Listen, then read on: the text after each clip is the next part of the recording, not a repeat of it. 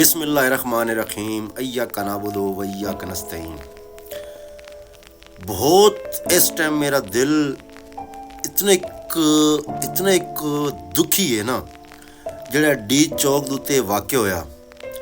ਬਈ ਕਰਬਲਾ ਦੇ ਦੌਰ ਦੇ ਵਿੱਚ ਮਾਰਨੇ ਵਾਲੇ ਵੀ ਆਦਿਆਨ ਨਾਰਾ ਤਕਬੀਰ ਅੱਲਾਹੁ ਅਕਬਰ, ਤੇ ਸ਼ਹੀਦ ਹੋਣੇ ਵਾਲੇ ਵੀ ਆਦਿਆਨ ਨਾਰਾ ਤਕਬੀਰ ਅੱਲਾਹੁ ਅਕਬਰ।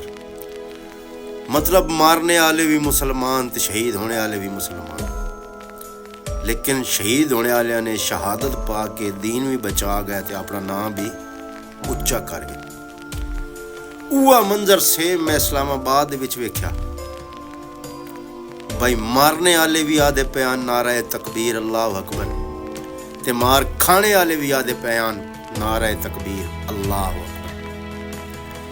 साडे मुल्क नूं खा खा खा खा के इन्ना मुल्क दा खून निचोड़ लिया, बस साडा मुल्क हुण ग्लूकोज दियां बोतलां लाया भी नहीं चलता।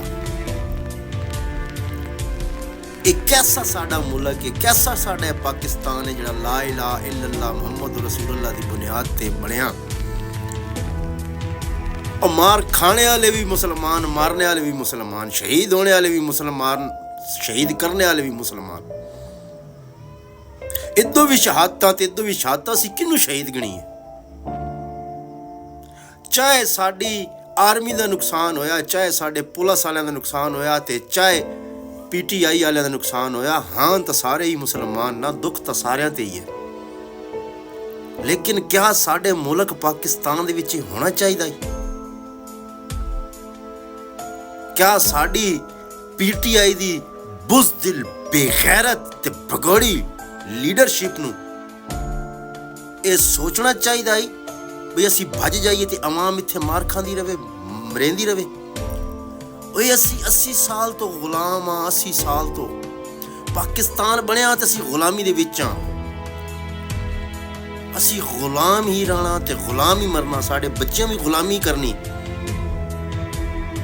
इत्थे कोई कानून, कोई इत्थे पाकिस्तान दे विच किसी किस्म दी हक सच दी गल करना सब तो वड्डा गुनाह है। वो बंदा गुनाहगार है जिहड़ा हक सच दी गल करे। वो बंदा बेगैरत ते बेगैरत तरीन है जिहड़ा अपने हक वास्ते लड़े।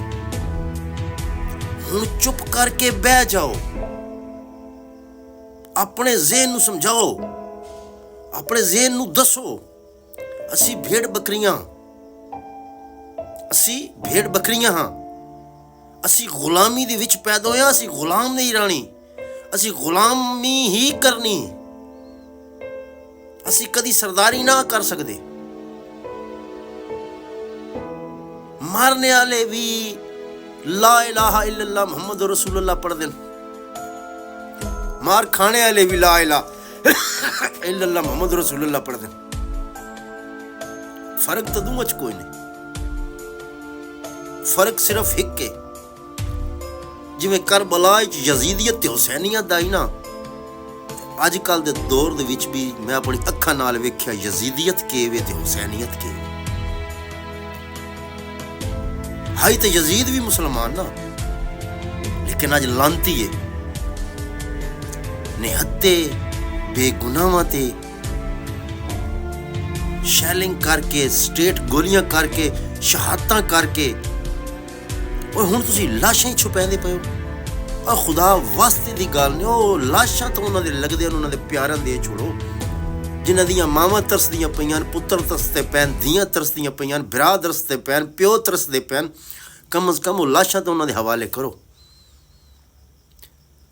साडी एक कुत्ती ते बगैरत लीडरशिप है जिहड़ा अली अमीन गंडापुर भैन चौथ कद वड्डा होने नाल ना कोई भैन चौथ वड्डा नहीं होवेंदा। अगर गल कद दे मुकदी ना ते उठ मजिस्ट्रेट होंदे उठ।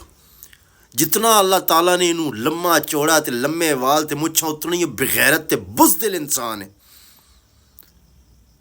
अवाम मरवा छोड़ी आप भैन चौथ उत्ते। क्यों किसी लीडर नू गोली नहीं लगी? क्यों किसी लीडर दे बच्चे नू गोली क्यों नहीं लगी? आम अवाम नू क्यों गोली लगी? क्यों नहीं लीडरशिप वाले जिहड़े उन्हां सामने आके फैर चले?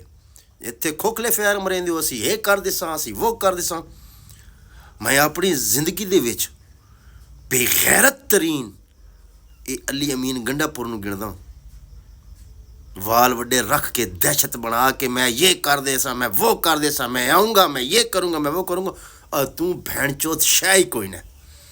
ਤੂੰ ਬੇਗੈਰਤ ਹੈ, ਤੂੰ ਬੁਜ਼ਦਿਲ ਤਰੀਨ ਇਨਸਾਨ ਹੈ, ਤੂੰ ਬਿਗੋੜਾ ਇਨਸਾਨ ਹੈ। ਜਿਵੇਂ ਤੂੰ ਇੱਥੇ ਗਿਆ ਨਾ ਕਾਨੂੰਨ ਦੀ ਬਾਲਾਦਸਤੀ ਵਾਸਤੇ, ਜਿਵੇਂ ਤੂੰ ਗਿਆ ਨਾ ਹਕੀਕੀ ਆਜ਼ਾਦੀ ਵਾਸਤੇ, ਇੰਜ ਯਾਰ ਬੰਦੇ ਹਕੀਕੀ ਆਜ਼ਾਦੀ ਨਹੀਂ ਲੈ ਸਕਦੇ।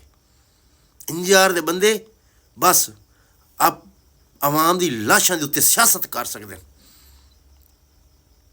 ਤੂੰ ਗਲਤ ਮਿਸਗਾਈਡ ਕਰਦਾ ਰਿਹਾ। ਅੱਜ ਤੂੰ ਆਪਣੇ ਸ਼ਹੀਦਾਂ ਦੀ ਲਾਸ਼ਾਂ ਲੈਣੇ ਦੇ ਹਵਾਲੇ ਨਾਲ ਤੂੰ ਕੋਈ ਸਟੇਟਮੈਂਟ ਨਹੀਂ ਦਿੱਤੀ। ਸ਼ਹੀਦਾਂ ਦੀਆਂ ਲਾਸ਼ਾਂ ਗਾਇਬ ਕਰ ਰਹੇ ਤੂੰ ਨਹੀਂ ਬੋਲ ਰਿਹਾ। ਪਤਾ ਨਹੀਂ ਕਿੱਥੋਂ ਇਹ ਕੁੱਤੀ ਲੀਡਰਸ਼ਿਪ ਜਿਹੜੀ ਹੈ ਇਹ ਆ ਕੇ ਸਾਡੇ ਮੱਥੇ ਲੱਗੀ। ਹੁਣ ਇਹ ਫਾਈਨਲ ਕਾਲ ਆਈ ਹੈ ਤਾਂ ਗਈ ਹੋ। ਹੁਣ ਆਪਣੇ ਆਪ ਨੂੰ ਇਹ ਜ਼ਿਹਨ ਬਣਾ ਲਓ ਵੀ ਅਸੀਂ ਲੋਕ ਗੁਲਾਮ ਹਾਂ, ਗੁਲਾਮ ਹਾਸੇ ਤੇ ਗੁਲਾਮ ਹੀ ਰਹਿਣਾ। ਅਸੀਂ ਕੁਛ ਨਾ ਕਰ ਸਕਦੇ। ਖੁਦਾ ਹਾਫਿਜ਼।